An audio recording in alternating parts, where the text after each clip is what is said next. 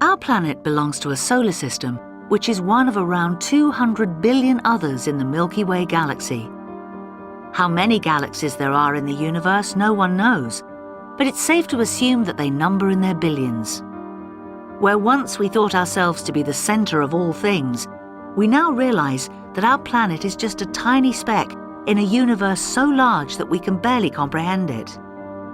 One consolation, for some at least, is that the scale of the universe raises the possibility of there being intelligent life on other planets. Such a possibility has fascinated scientists for centuries, and since the early days of radio, we have been picking up signals from the cosmos and analyzing them for signs of intelligent life. Once, in 1977, the Ohio State University Radio Observatory detected a signal from outer space that stood out from the rest and which many people believe may have come from extraterrestrials.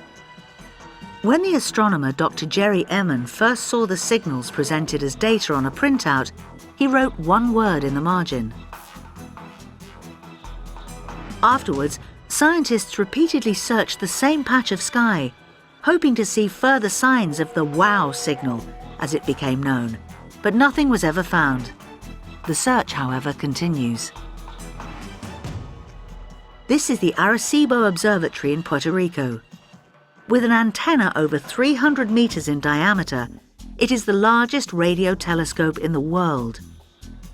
The problem for scientists is the amount of information to analyze.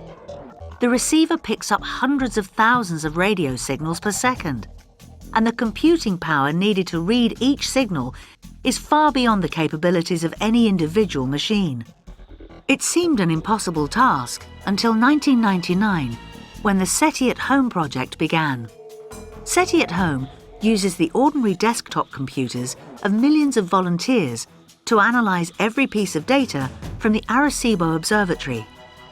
Once the software is installed, it will run in the computer's downtime, like a screensaver.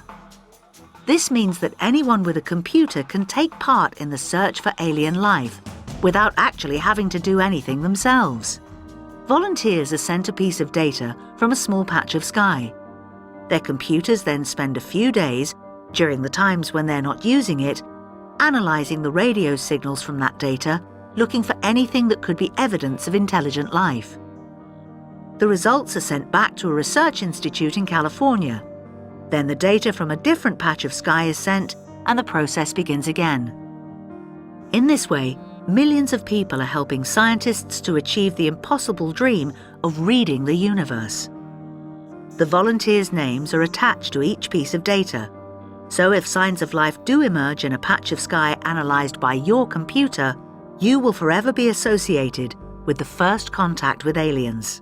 To date, over 5 million people have signed up for the SETI at Home project, combining to make the biggest supercomputer the world has ever seen, and donating thousands of years' worth of computing time in the process. And while the SETI at Home project hasn't yet produced evidence of intelligent life, there is still a huge amount of sky to analyse. The possibility remains. They could be out there, and it could be you who finds them.